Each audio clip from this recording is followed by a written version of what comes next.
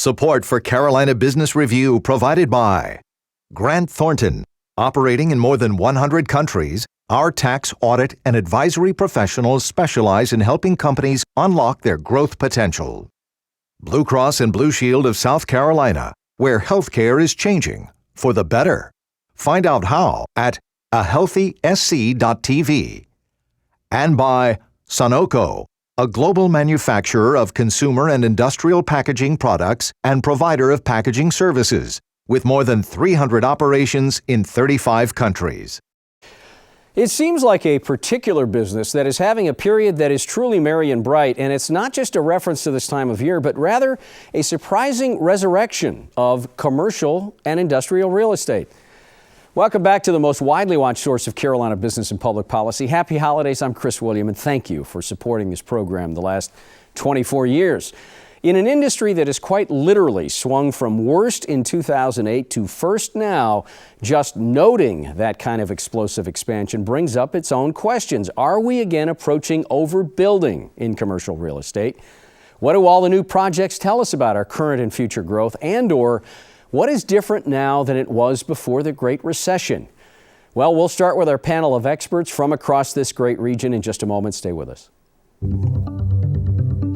Major funding also by Novant Health, bringing you world-class technology, clinicians, and care when and where you need it. The Duke Endowment, a private foundation enriching communities in the Carolinas through higher education, healthcare, rural churches, and children's services. And by Blue Cross and Blue Shield of North Carolina. Who's responsible for rising healthcare costs? Join us and many others in a candid discussion at letstalkcost.com. On this edition of Carolina Business Review, John Bell, president of Bell Partners, Ned Curran, president and CEO of the Bissell Companies, Paige Kennedy, president of Carolina Commercial Real Estate, and David Lockwood, executive vice president of Colliers International. Now, here's Chris Williams. Hello, welcome to our program. Welcome all. Good to have some of you back, and welcome to some newcomers. Thank you. Happy holidays. Paige, for better or for worse, you do get the first question. Okay. So here we are, commercial real estate, Paige, and whether you're in the Grand Strand where you are or any other place in the Carolinas, you're hard-pressed not to think that it's doing pretty well, and compare it and contrast it to 2008 and 2009. And given the pace of building now and where we are with the industry, how is it different now than it was in 2008 and 2009, or maybe just prior to the kind of the meltdown? Right. I see quite a few differences at this point. Number one being the number of people that are now interested in either building their businesses or starting new businesses. In our area especially, based on the past couple of years versus this year alone, the numbers have improved drastically. I like to tell myself I'm cautiously optimistic because I don't want to get too excited that it's going to continue on this path, because it has been a bit of a boom this year versus 2007, 2008.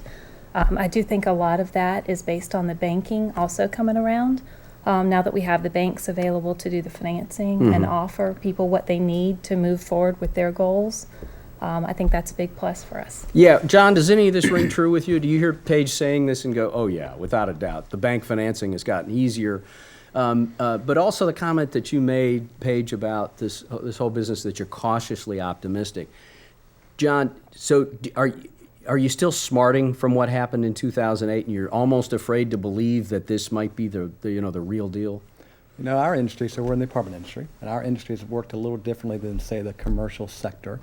And our industry was highly impacted by the home ownership market. And as you know, there's a huge ownership bubble back in the 05-06 timeframe. So that had an impact, but surprisingly maybe to some, it was not as big of an impact to the apartment segment as people might have thought. We had a healthy sector as well. So the home ownership sector was healthy, our sector was healthy because there's a lot of job formation and growth. So A big dynamic when you mentioned financing, a difference when the apartment sector versus other commercial sectors is that we had the benefit of Fannie Mae and Freddie Mac, so the government-sponsored enterprises, which kept liquidity in our market. So maybe relative to other sectors, we didn't really have as much of a downturn in '08. We did have a downturn, but wasn't as significant, and there wasn't as much of a financial crunch because we had the liquidity that was sponsored by the government, essentially. Yeah. Now, David, thoughts? Well, I think it's very smart development right now. I think the fundamentals are there in almost all of the property types. The fundamentals are there for a proper amount of growth. There's very good lending practices. There's very good money flowing into the market, but I don't think it's an overbuilding. I think we are keeping development in check right now from most of the markets, with the exception of possibly multifamily. But I see it as just good, solid growth in the Carolinas and very solid development, not in an overbuilding period yet. Yeah. Ned, what do you think? I would agree with that when I think about the question back to '08. I think property fundamentals right now, the actual metrics are better. Operating expenses really haven't gone up that much. Your financing component has gone down. Interest rates are lower. Rents are either where they were or now are ticking up because supply isn't quite keeping up with demand, depending on the market that you're in.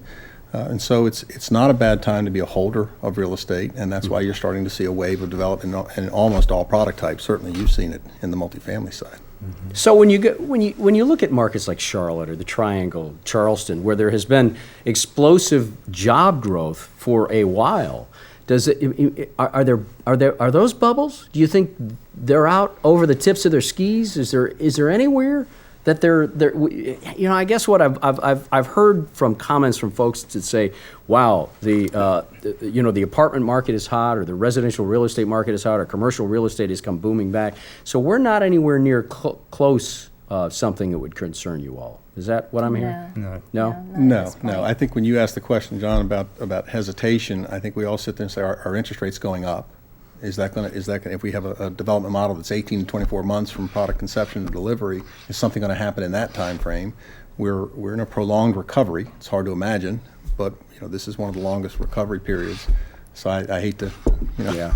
but I think about that. Is there something that could burst this bubble? But where we live, Southeast is a good place to be in terms of. The washout of a lot of commercial real estate in '08, '09, and 2010, has that still, and I come back to this question, John, that I asked you, but David, that it has commercial real estate executives smarting. Do you still kind of look at, as Paige said, cautiously optimistic about where you put projects and how you put projects? And I'll comment. I think that we still see a lot of the problem real estate out there. We're still going through that cycle.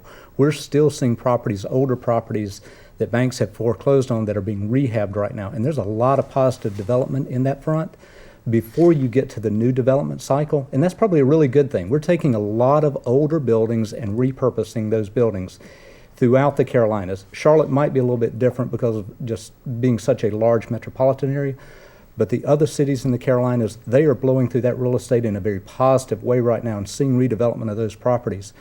It comes back to the word you used, two words you used a while ago, job growth. It's all being fueled by the growth of jobs in the Carolinas right now, and also the population growth with the retirement communities moving to the coast. It truly is a great time to be in North and South Carolina. Is it about, so let me say this, thank you for that nice segue, David. Job growth, the Fed announced recently 321,000 jobs the most recent month, which is an explosive number. And on top of that, the Carolinas, and Paige, I'm looking at you because the Grand Strand does tend to be in migration of a lot of retirees, not only just tourists, but so does in-migration bail out, and it's probably not the right term to use, but bail out the Carolinas when it comes to, well, if the economy goes back again, we still have a lot of people that are moving to the Carolinas. Does that stay in the back of your head? It does. I wouldn't use the term bail out, but it certainly assists or sets the bar a little bit higher, knowing that we've got those people continually coming in. And the growth in that area alone is incredible in the Myrtle Beach area. Just because you have the folks that are retiring from the north and moving to the south. And that's just a continual growth. It's not going to change. Yeah. So what about commercial real estate maybe I haven't hit on that is important to know or maybe misunderstood where we are in the cycle? What is it about? Is it financing? Is it the relationships you have with the banks, John? Is it that, again, the Carolinas might be on a different track of growth than the rest of the country just by the nature of where they are? Ned, what is it about commercial real estate? Well, it's what you said at the very end, the Carolinas, you talked about, it's a great time to be in the Carolinas. We are in the path of growth. People are coming here. We're attracting all types of very employable people. That's bringing the employers with them. So we are in a unique demand type of spectrum. Coupled with that, though, are capital resources that like to move in packs. So if a certain area is approved, if you will, then a lot of money will migrate there, and we're all creatures of financing. If money is available, we're going to build to it and hope that the demand is there. So there's the possibility that it could get a little overdone in certain product types, in certain markets, but we're not there yet. Are the banks participating, or is it more institutional money now? Well, again, in the apartment sector, I can tell you, so we're not a developer, we're an acquirer. Right. And we have roughly 70,000 apartment units across the eastern U.S., so Boston, south to Florida, west to Texas. And I only mention that to give you some perspective. So our biggest market is the Carolinas. So of the 70,000 units, roughly 26,000 units are in the Carolinas. So we're an acquirer, and again, not a developer, but there is a lot of capital flooding into the apartment sector. And there's a reason why, though, because apartments have been the highest total risk-adjusted return over the last 20 years. There's a great demographic tailwind in the apartment sector. The echo boomers, in other words, the kids of the baby boomers. It's a huge demographic cohort. And the importance of that is they have a high propensity to rent. And they also have a high student debt. They're waiting later to get married. A lot of them are living at home with mom and dad. The point of all this is there's a great demographic story supporting the apartment sector in general. And then you take it to the Carolinas, and then you layer on the top of the fact that we have a great growth economy. We have two big growth engines on top of other growth areas in the state, but in particular in North Carolina, the Charlotte area and the Raleigh area. And in South Carolina, we're seeing a lot of growth in the Greenville area. So you have a lot of those echo boomers. The kids are coming out of college, and a lot of them are coming to the cities I referenced for jobs. Some of them don't even have a job. They're just going to a major market hoping to find a job. So all that is fueling this growth. So while you see a lot of cranes, you see a lot of development in the apartment sector, a lot of it's because there's a huge demand from this Gen Y millennial echo boomer age cohort. And even even guys and gals in the commercial real estate sector, John, will say, will wonder privately, I wonder how much runway, if you will, is left on the apartment building. So don't you worry about that? Don't you worry about that? You might be in the ninth inning of the game, so to speak, to use the metaphor of baseball. Yeah. So we think about it all the time. And we hear that baseball analogy frequently, and it's interesting to say what inning people say we're in, and some people say, well, we're middle to later innings. But an interesting comment that you hear frequently in our industry is, yes, but we think this is a game that goes extra innings. So it's not what inning out of 9, it's what inning out of 10, 11, 12. So you're getting later in the cycle, and it's not that you don't have rent growth, it's just a decelerating pace of rent growth. But again, it's such a huge demographic segment coming through that there's just a big demand, and you're coming off a time period where we had decades low of construction. Yeah. But there's going to be this effect of those folks wanting to move into a single-family residence. Well, the millennial, the middle of that bell curve, where it is moving to. We've got one of our largest employers that's consolidating operation from all over the country. Speaking with some of their younger folks, they're having trouble finding homes. They're in apartments right now. That's because, as you said, they've come to Charlotte. That's where they want to be, but they're having trouble finding homes. So, Ned, is that because it's certainly not because of interest rates? So it's got to be because of inventory in the particular market. It's inventory. Yeah. Is inventory? Go ahead, Dave. No, I was going to say, but going back to inventory and where that product is being developed, and one of the questions was, is it banks or is it institutional money? Right. There is still so much institutional money that is flowing into the commercial real estate market, and they are pushing this money as fast as they can into the market, continuing to drive down cap rates, which is where we see it most of all in the multifamily market. Investors with large sums of money are trying to get this money into the marketplace, driving cap rates down.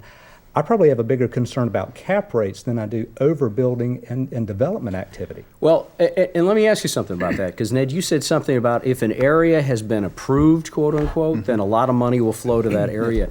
Is this smart money, Paige, or is this herd money that goes after a particular area like the Carolinas, like the Grand Strand, like the Midlands? I think it's definitely smart money. I think, anybody that's going to put money into an area is going to do their research and see that the Carolinas are a great place to do that. I mean, we've got the space available for the expansion. We've got the lower real estate prices. And we've got 2/3 of the United States population living on the East Coast. So we've got a lot going for us. I think it's a little bit of both for just that reason. I think there are some people who are just, they've got their equity allocation, it's set, they need to put money out, and they're looking for places. And the Carolina story is so profound that they're bought in, and that makes it harder for the smart money because they're starting to see cap rates. Projects start to go at way more than replacement cost, and that's going to start to alter the market a little bit. Yeah, and I'd add, Chris, so you talk about flow of funds. So in our space, at least, or our sector, you had a lot of institutional investors get burned in the last downturn. And so coming out of the recession, they only went to the global gateway cities. Not only, but primarily went to the global gateway cities, the New Yorks, the DCs, San Francisco, Seattle, Los Angeles. Well, as pricing was driven up, cap rates were driven down. The more they got driven down, they started chasing yield elsewhere. They said, gosh, pricing has gotten so aggressive in Manhattan, I've got to go elsewhere to find return. And that's when they have gone to cities such as Charlotte and Raleigh and Greenville. So as part of it is the flow of capital, but it also is what I call the denominator effect. So as the stock market goes up and other asset classes go up, these institutional investors have an allocation to real estate. And if that allocation is, say, 10% that they want to have allocated to real estate, as everything else goes up in value, they're under allocated to real estate, so they got to pour more money into real estate, and they continue chasing yield, so they have to look for places and pockets to find it. And the Carolinas, like you said, is a great growth story with some critical mass where they can find it. The jobs, before we leave the jobs issue, inshoring, backshoring, reshoring, whatever you want to call it, how much has that played into what's happened the last few years? In South Carolina, huge. Onshoring back into South Carolina with manufacturers, even with textile operators coming back. A lot of it is being driven by Walmart in South Carolina and wanting suppliers based in the U.S. We've seen a tremendous surge in filling warehouses, filling industrial buildings with the onshoring coming back. Those are creating lots of jobs. Plus, we have the Boeing effect. We have the BMW effect. And in fact, one of the major concerns I think we see in South Carolina is actually the labor markets and the tight labor markets.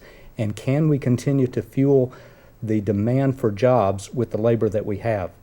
So we're going to be looking at educating a workforce and trying to create those employees for those jobs. That's actually a bigger concern that we see in South Carolina versus any type of overbuilding or interest rates. It's really, where does our labor come from in the future? So really, you're talking about policy. Policy. John, I want to ask you a one-off question. Bell Properties located in Greensboro in the Triad. There has been a real lack of jobs developed since 2008, and really even before in Greensboro, High Point, Winston-Salem. So I find it interesting that Bell is located in an area that hasn't had a lot of job growth. So compare and contrast that, how you look at your portfolio and how you look in your front yard when you decide on developing. Well, I'm passionate about Greensboro. It's a good place to call home, and I'm proud to be from Greensboro. I'm proud to be from the Carolinas. So I love this area. It's coincidental, like you said, that we happen to be based in Greensboro when 95% of our portfolio is out of Greensboro. Greensboro in that area was a textile, tobacco, furniture industry.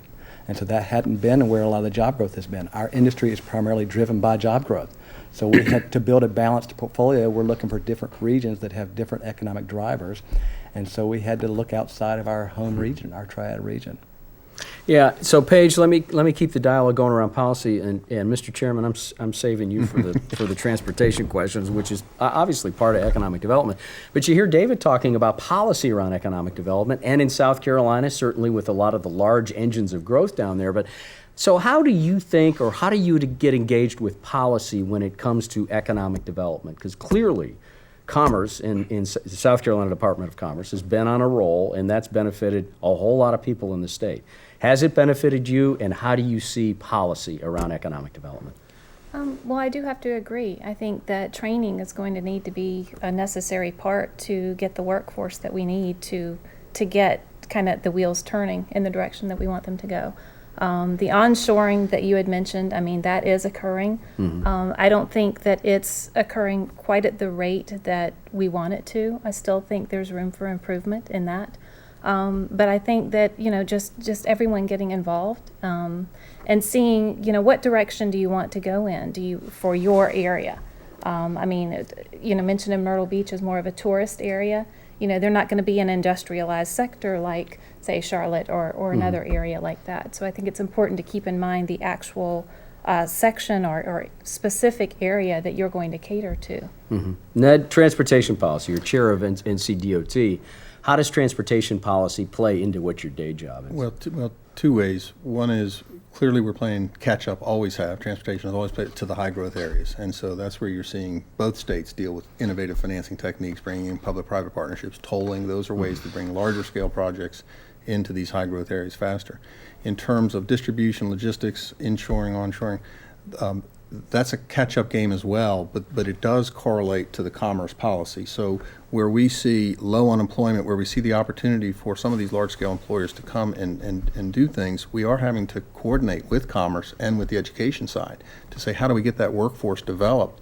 So in addition to finding them a way to a multimodal facility or to a port, we have to coordinate together, and even the two states coordinate together, because there's a win-win philosophy in that. And not to go too far down that rabbit hole, because obviously not the corpus of our dialogue here, but who drives that dialogue? Is that NC DOT? Is that education? Is that commerce? I mean, who needs to be driving to make sure all of these agencies are pulling in the same direction? I think commerce is going to drive a lot of that conversation, transportation and education, but both states are governed by people who are pulling those resources together, I think, in a pretty effective way. There is great competition between the states, but there's also a recognition that all boats rise. Yeah. David, how do you feel about that? Commerce's involvement in this? I totally agree with that. We've had a really strong Department of Commerce under Governor Haley for the last 4.5 years now. We've seen that the policy of incenting companies to come to South Carolina, it's worked, but also just the personalization, who we are in South Carolina, and personalizing those economic development efforts to try to get companies. And what I mean is, when the governor gives out her cell phone to a CEO and says, I want you here, you call me with any problems you have, but we want you in South Carolina. That creates a confidence in your political system with the companies that are looking at South Carolina.